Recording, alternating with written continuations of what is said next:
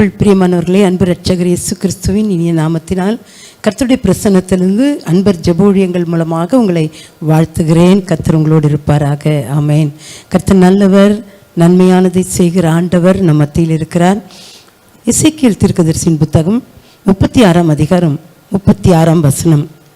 எசேக்கியேல் 36:36 சொல்லுகிறது, கர்த்தராகிய நான் நிர்மூலமானவைகளை கட்டுகிறேன் என்றும் பாழானதை பயிர் நிலமாக்குகிறேன் என்றும் அப்பொழுது உங்களை சுற்றிலும் உள்ள மீதியான ஜாதிகள். ஆமென், அல்லேலூயா. பிரியமானவர்களே, கர்த்தர் உங்களுக்கு ஒரு அற்புதமான வாக்குத்தத்தத்தை கொடுக்கிறார். கர்த்தர் உங்கள் வாழ்க்கையில் செய்ய விரும்புகிறதை சொல்லுகிறார். ஒருவேளை நீங்கள் சொல்லலாம், என்னுடைய காரியம், எனக்கு பல விஷயங்களில் வாழ்க்கை நிர்மூலமானது போல் இருக்கிறது, பல வேதனைகள் என்னை நிர்மூலமாக்குகிறது, பல சோதனைகள் என்னை நிர்மூலமாக்குகிறது, பல எதிரியின் காரியங்கள், எதிரான சூழ்நிலைகள் என்னை நிர்மூலமாக்குகிறது, நான் என்ன செய்ய போகிறேன் என்று தெரியவில்லை, நான் வேதனையோடு கூட இருக்கிறேன், பாழான நிலைமை போல் இருக்கிறது என்று நீங்கள் சொல்லலாம். பலர் எங்களுக்கு ஃபோன் கால் செய்யும் பொழுது, எங்களை நேரில் சந்திக்கும் பொழுது, பல இடங்களிலே நாங்கள் ஊழியத்துக்கு போகும் பொழுது, அநேக மக்களை சந்திக்கும் பொழுது அவர்கள் சொல்லுகிற காரியம், என்னுடைய வாழ்க்கையே வறண்டு போய்விட்டது, என் வேதனையினாலே நான் அப்படியே பாழானது போல இருக்கு சிஸ்டர், சில நேரங்களில் என்னால் ஒன்றும் செய்ய முடியவில்லை, எங்களுடைய வாழ்க்கை பாதை சூழ்நிலையில் அப்படியே பாழானது போல இருக்குது, என் பிள்ளைகளுடைய வாழ்க்கை பாழானது போல் இருக்கிறது, என் குடும்பத்தின் காரியங்கள் இப்படி இருக்கிறது சொல்லி கலங்குகிறீர்கள், வேதனைப்படுகிறீர்கள். எனக்கு அன்பானவர்களே, கர்த்தர் சொல்கிறார், நான் சொன்னேன் அதை செய்வேன் என்பதாக. கர்த்தராகிய நான் என்று ஆரம்பிக்கிறார் இந்த எசேக்கியேல் 36:36. யார் அதை சொல்லுகிறார்? தேவனாகிய கர்த்தர் சொல்லுகிறார். கர்த்தராகிய நான் என்று அவர் சொல்லுகிறார். சொல்லி நிர்மூலமானவைகளை கட்டுகிறவராம். நான் நிர்மூலமானவைகளை கட்டுகிறவர், பாழானவைகளை பயிர் நிலமாக்குகிறவர். எத்தனை அருமையான வசனம் பாருங்கள், வார்த்தை வாக்குத்தத்தம் பாருங்கள். நான் நிர்மூலமானவைகளை கட்டுகிறேன், பாழானவைகளை பரிநிலமாக்குகிறேன் என்று அவர் சொல்கிறாரு. இதை நான் சொன்னேன், நான் இதை செய்வேன். ஹல்லேலூயா. வேதம் என்ன சொல்லுகிறது? அவர் சொல்லியும் செய்யாதிருப்பாரோ, வசனித்தும் நிறைவேற்றாதிருப்பாரோ? அவர் மனம் மாற மனுஷன் அல்ல, அவர் பொய் சொல்ல மனுஷன் அல்ல, மனம் மாற மனுபுத்திரனும் அல்லவே அல்ல என்பதாக. ஆம் பிரியமான தேவனுடைய பிள்ளைகளே, கர்த்தர் இன்றைக்கு உங்களுக்கு சொல்லுகிறதை நான் உங்களுக்கு சொல்கிறேன். உங்கள் வாழ்க்கையில் பல காரியங்கள் வேதனையோடு நீங்கள் கலங்கும்படியாக, பாழாகிவிட்டதே, நிர்மூலமாகிவிட்டதே, என் குடும்ப சமாதானம், என் குடும்ப சந்தோஷம், என் ஆரோக்கியம், என்னோட ஆசீர்வாதங்கள் இப்படி பாழாயிருக்கிறதே என்று நீங்கள் சொல்லுவீர்களானால், கர்த்தர் உங்களுக்கு என்று இந்த வார்த்தைகளை வைத்திருக்கிறார். அவர் நிர்மூலமானவைகளை கட்டுகிறவர், பாழானதை பரிநிலமாக்குகிறவர். ஆமென், அல்லேலூயா. நீங்கள் உங்கள் வீட்டில் இருக்கிறவர்களை பார்த்து சொல்லுங்கள், கர்த்தர் நம்முடைய வாழ்க்கையில் நிர்மூலமானவைகளை கட்டுகிறார், பாழானதை பரிநிலமாக்குகிறார், செழிப்பாக்குகிறார் என்று சொல்லுங்கள். ஆமென். அப்போ இன்றைக்கு இந்த வார்த்தைகளை கர்த்தர் சொல்லும் பொழுது, அவர் நிர்மூலமானவைகளை கட்டுகிறவர் என்று சொன்னால் அப்படிப்பட்ட காரியங்கள் என்ன என்று சொல்லி நாம் சற்றே தியானிக்க போகிறோம். முதலாவதாக மல்கியா தீர்க்கதரிசியின் புஸ்தகம் 3ஆம் அதிகாரம் 6ஆம் வசனம் சொல்வதை பாருங்கள். நான் கர்த்தர், நான் மாறாதவர், ஆகையால் யாக்கோபின் புத்திரராகிய நீங்கள் நிர்மூலமாகவில்லை. ஆமென்.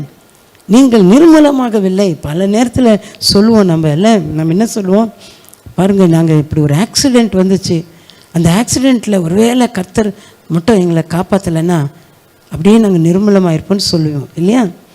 அப்போது அது மாதிரி ஆண்டவர் சொல்கிறாரு, நீங்கள் நிர்மூலமாகலை. காரணம் என்ன தெரியுமா? நான் கர்த்தர், நான் மாறாதவர், அதனால் நீங்கள் நிர்மூலமாகவில்லை. அல்லேலூயா. எனக்கு அன்பர்களே, எங்களுடைய வாழ்க்கையில் நாங்கள் பல காரியங்களை அப்படியாக சந்தித்திருக்கிறோம். எத்தனையோ சூழ்நிலைகளிலே கர்த்தர் எங்களை பாதுகாத்திருக்கிறார். ஊழியங்களில், ஊழிய பாதையில் அவர் பாதுகாத்ததை நாங்கள் சொல்லிக்கொண்டே போகலாம். எவ்வளோ காரியம். ஒரு முறை கொடுமையான ஒரு விபத்தை சந்திக்க நேரிட்டது. நாங்கள் அப்போது வைத்திருந்த புதிய கார் தான். அந்த கார் அப்படியே இந்த ஹைவேல அப்படியே ஒரு மற்றொரு அங்கே முன்னே போகிற ஒரு லாரி போகிறது, பின்னே ஒரு லாரி வருகிறது. அங்கே டச் ஆகி அப்படியே வேகத்தோடு 100 கிலோமீட்டர் வேகத்தில் போகிற அந்த கார், எங்களுடைய கார் அப்படியே தூக்கி எரியப்பட்டு அடுத்த பக்கம் ரோட்டில் 5 முறை 6 முறை புரண்டு போய் தலைக்குப்புற விழுந்தது. கர்த்தரோ ஒரு சிறு கீறல் கூட இல்லாமல் எங்களை பாதுகாத்தார். அல்லேலூயா! எத்தனை அருமையான ஆண்டவர் பார்த்தீங்களா? எவ்வளோ அருமையான ஆண்டவர்! யோசித்து பார்க்கவே முடியாது. அவருடைய அற்புதங்கள் எண்ணி முடியாதது, அதிசயங்கள் எண்ணி முடியாதது, ஆராய்ந்து முடியாதவைகளை செய்கிறவர். அப்படிப்பட்ட ஆண்டவர் மாறாதவர். அதான் முக்கியம். அவர் கர்த்தர், அவரால் எல்லாம் செய்ய முடியும். அவர் செய்யக்கூடாது ஒன்றுமில்லை. என்னால் செய்யக்கூடாத அதிசயமான காரியம் ஒன்று உண்டோ என்று எரேமியா தீர்க்கதரிசி மூலமாக கேட்கிறார். அப்படிதானே?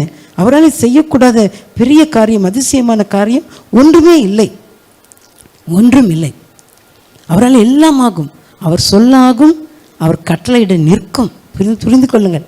அவருடைய கிருபையால் நாம் சத்திய வசனத்தை அறிந்திருக்கிறோம். அழகாக ஆண்டவர் நம்மோடு பேசுகிறார். புரிந்து கொள்ளுங்க.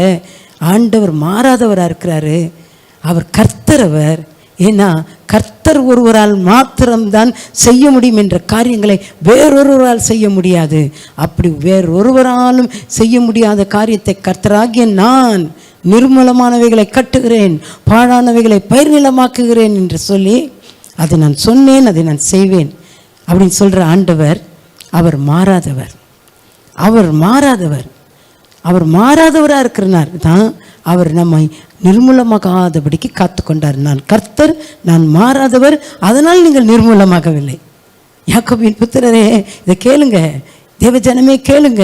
நீங்கள் பல விஷயத்தில் அருமையான தேவ பிள்ளையே, நீங்கள் பல நேரத்தில் பாதுகாக்கப்பட்டீங்களே, அதுக்கு காரணம் கர்த்தர் மாறாதவர். அவர் அந்த நாட்களில் ஆதியில் எப்படி அற்புதங்களை அன்றைக்கு இஸ்ரேல் மக்களுக்கு செய்தாரோ, செங்கடலை பிளந்தார், எரிகோவை விழச் செய்தார், யோர்தானை பின்னிட்டு திரும்ப பண்ணினார், எத்தனையோ அற்புதங்களை செய்தார், மரித்தவரை உயிரோடு கூட எழுப்பினார். இப்படியெல்லாம் சொல்லிக்கொண்டே போகலாம். அந்த தெய்வம் மாறாதவராக இருக்கிறார். அல்லேலூயா! அதனால் நீங்கள் நிர்மூலமாகவில்லை. எனக்கு அனுப்புகிறேன். அவருடைய வார்த்தைகள் மாறாதவை, அவருடைய வல்லமை மாறாதவை என்றெல்லாம் வேதம் நமக்கு சொல்லுகிறது. வானமும் பூமியும் ஒழிந்து போனாலும் என் வார்த்தைகள் ஒருபோதும் ஒழிவதில்லைன்னு சொன்னாரே. அந்த மாறாத ஆண்டவர் இயேசு நேற்றும் இன்றும் என்றும் மாறாதவர் இருக்கிறார். உங்களுக்கு மாறாதவர். உங்கள் வாழ்க்கையில அவர் நிர்மூலமானவைகளை கட்டுகிறேன் என்று சொல்லுகிறார், பாழானதை பரிநிலமாக்குகிறேன் என்று சொல்லுகிறார். எதை குறித்தும் கலங்காதீர்கள் அன்பு சகோதரி, அன்பு சகோதரனை, எதை குறித்தும் பயப்படாதீங்க. கர்த்தர் உங்களுக்கு இருக்கிறார். சொன்னவர் செய்து முடிப்பார். சொன்னேன் நான் அதை செய்வேன் என்று சொன்னவர் கட்டாயம் செய்து முடிப்பார். பயப்படாதீங்க, திகையாதீங்க. ஆச்சரியமான காரியங்களை அவர் உங்களுக்கு செய்ய போகிறார். நன்மையால் திருப்தியாக்குவார். அப்படியே மட்டுமல்லாமல் அவர் நிர்மூலமாகாமல் இருப்பதற்கு வேறொரு காரியத்தை வேதம் சொல்வது என்ன? புலம்பல் 3:22 நாம் வாசிக்கிறோம். நாம் நிர்மூலமாகாதிருப்பது கர்த்தருடைய கிருபை. ஆமென். கர்த்தருடைய கிருபை. நாம் நிர்மூலமாகாமல் இருக்கிறோம். அவருடைய இரக்கங்களுக்கு முடிவே கிடையாது. அதனால் அவர் கிருபை வைத்திருக்கிறார். கிருபை என்றால் என்ன? தகுதியில்லாத நம்ம மேலே அவர் வைத்த தயவு, இரக்கம், மனதுருக்கம், அவ்வளவுதான். அதனால்தான் எப்பேற்பட்ட பாவிகளாக இருந்தாலும் அவர்களை ரட்சிப்பதற்கு இயேசு கிறிஸ்துவின் ரத்தம் வல்லமை உள்ளதாக இருக்கிறபடினாலே அவருடைய கிருபையினாலே ரட்சிக்கப்பட்டோம். இன்றைக்கு அவருடைய பிள்ளைகளாக இருக்கிறோம். அவர் மாறாதவர் மாத்திரமல்ல, அவர் கிருபை உள்ள ஆண்டவர். அந்த கிருபையினாலே நாம் நிர்மூலமாகாமல் இருக்கிறோம். ஆமென். அல்லேலூயா! அந்த கிருபையிலே இருங்கள். என் கிருபை உனக்கு போதுன்னு சொன்னாரே, அந்த கிருபையை பற்றி கொள்ளுங்கள், கிருபையை சார்ந்து கொள்ளுங்கள். தேவ கிருபையை மாத்திரம் இழந்துடாதீங்க. மாயையை பின்பற்றி கிருபையை போக்கடித்துக் கொள்ளுகிற வாழ்க்கை நிறைய நடந்து கொண்டிருக்கிறது. பலவிதமான உபதேசங்கள், பலவிதமான பிசாசின் தந்திரங்கள், வஞ்சகங்கள் சூழ்ந்து வந்து கிருபையை இழக்க வைக்கிற காரியம், கிருபை இருக்குன்னு பாவம் செய்ய வைக்கிற காரியம், பிசாசின் தந்திரங்கள் நம்மை பாதிக்க பார்க்கிறது. கிருபையை இழந்து விடக்கூடாது என்று வேதம் சொல்லுகிறது. மாயையை பின்பற்றி கிருபையை போக்கடித்துக் கொள்ளுகிறார்கள் என்று வேதம் சொல்லுகிறது. மாயான உபதேசம், மாயான உலக சிற்றின்பங்கள், மாயான ஆசைகள், இதெல்லாம் வந்து இச்சைகள் போன்ற காரியங்கள் வந்து கிருபையை இழக்க வைக்க பார்க்கிறது. தேவஜனமே, தேவ பிள்ளைகளே, அருமையான தேவ ஊழியரே, நாம் கிருபையை சார்ந்து இருக்கிறோம். அந்த கிருபை நமக்கு போதும். அந்த கிருபை இதுவரைக்கும் நம்மை நிர்மூலமாகாதபடி காத்த கிருபை தொடர்ந்து நம்மை காக்கும்படி நாம் அந்த கிருபையில நிலைத்திருப்போம். ஆமேன். கிருபையில நிலைத்திருக்கும்படி கர்த்தருடைய வார்த்தை நமக்கு போதிக்கிறது அல்லவா? அதனால கவலைப்படாதீங்க, தேவ கிருபையை சார்ந்து கொள்ளுங்க, கிருபையில நிலைத்திருங்க, அந்த கிருபையை பாடுங்கள். கர்த்தருடைய கிருபையை பாடுவேன் என்று சங்கீதக்காரன் சொன்னது போல அந்த கிருபையை பாடுங்கள். பாருங்க, உங்கள் வாழ்க்கையில் இதெல்லாம் உங்களை நிர்மூலமாக இருக்கிற மாதிரி இருக்கோ, கர்த்தர் அதையெல்லாம் மாற்றி விடுவார். நீங்கள் கடைசி வரை நிர்மூலமாகாமல் கர்த்தருக்குள் நிலைத்திருந்து பெரிய காரியங்களை, ஆசீர்வாதங்களை உங்கள் வாழ்க்கையிலே காண்பீர்கள். கர்த்தர் உங்கள் வாழ்க்கையில் நிர்மூலமானவைகளை கட்டுகிறதை பார்ப்பீர்கள். கர்த்தருடைய கரம் எல்லா அழிவையும் விளக்குவதை பார்ப்பீர்கள், ஆசீர்வதிக்கப்படுவீர்கள். ஆமேன். கடைசியாக 2 கொரிந்தியர் 10:4 சொல்லுகிறது, எங்களுடைய போராயுதங்கள் மாம்சத்துக்கு ஏற்றவர்களாயிராமல் அரண்களை நிர்மூலமாக்குவதற்கேற்ற தேவ பலம் உள்ளதாயிருக்கிறது. ஆமேன். சொல்லிட்டு 5ஆம் வசனம் பாருங்க, அவைகளால் நாங்கள் தர்க்கங்களையும் தேவனை அறிகிற அறிவுக்கு விரோதமாக எழும்புகிற எல்லா மேட்டிமையையும் நிர்மூலமாக்கி எந்த எண்ணத்தையும் கிறிஸ்துவுக்கு கீழ்ப்படிய சிறைப்படுத்துகிறவர்களாய் இருக்கிறோம். ஆமென். அதுதான் ரொம்ப முக்கியம். நாம் ஒருவேளை ஆண்டவர் மாறாதவர்னாலே நாம் நிர்மூலமாக ஆகாமல் இருக்கிறோம், ரைட். அதே போல அவருடைய கிருபையினாலே நாம் நிர்மூலமாகாமல் இருக்கிறோம். அது மாத்திரமல்ல, நமக்கு ஒரு போராயுதம் கொடுக்கப்பட்டிருக்கிறது. அந்த போராயுதத்தை பற்றி கொண்டு அந்த போராயுதத்தின் மூலமாக நாம் எல்லா அரண்களை நிர்மூலமாக்க நாம் வல்லமை பெற்றவர்களாக இருக்கிறோம். ஆமென். நமக்கு விரோதமாய் எழும்புகிற அரண்கள் அது நம்மை நிர்மூலமாக்க பார்க்கிறது. நமக்கு விரோதமாக ஆயுதங்கள் நமக்கு விரோதமாய் வந்து நம்மை நிர்மூலமாக்க பார்க்கிறது. பல வார்த்தைகளால், செயல்களால், சூழ்நிலைகளால் நம்மை தாக்குவதற்கு, நிர்மூலமாக்குவதற்கு சத்துரு போராடுகிறான். ஆனால் நமக்கு போராயுதங்கள் உண்டு. அதுதான் அப்போஸ்தலனாகிய பவுல் மூலம் சொல்லும் பொழுது அது 2 கொரிந்தியர் 10:4 நமக்கு நம்முடைய போராயுதங்கள் மாம்சத்துக்கு ஏற்றவர்களாக இராமல் அரண்களை நிர்மூலமாக்குவதற்கேற்ற தேவ பலம் உள்ளதாக இருக்கிறது. ஆமேன். அந்த தேவ பலமாகிய பரிசுத்த பலம் நமக்கு இருக்கிறது. கர்த்தருடைய பலம் உங்களுக்கு இருக்கிறதுனாலே, உங்களை பலப்படுத்துகிற கிறிஸ்துவினாலே எல்லாவற்றையும் செய்ய உங்களுக்கு பலன் என்று உண்டு என்பதை மறந்து போகாதிருங்க. கர்த்தருடைய பலத்தினாலே, ஆவியானுடைய பலத்தினாலே, தேவ வசனத்தினாலே, கர்த்தருடைய அபிஷேக வல்லமையினாலே நீங்கள் எல்லா அரண்களையும் நிர்மூலமாக்க முடியும். கர்த்தர் உங்களை பயன்படுத்துவார். உங்களுக்கு விரோதமாக எழும்புகிற ஆயுதங்கள் வாய்க்காது. உங்களுக்கு எதிரடையாக இருக்கிற கூட்டங்கள் அவர்கள் இல்பொருளாவார்கள், அவர்கள் காணப்படாமல் போவார்கள், அவர்கள் உங்கள் பட்சமாய் வருவார்கள். அப்படிப்பட்ட அற்புதத்தை கர்த்தர் செய்ய போகிறார். விசுவாசிக்கிறீங்களா?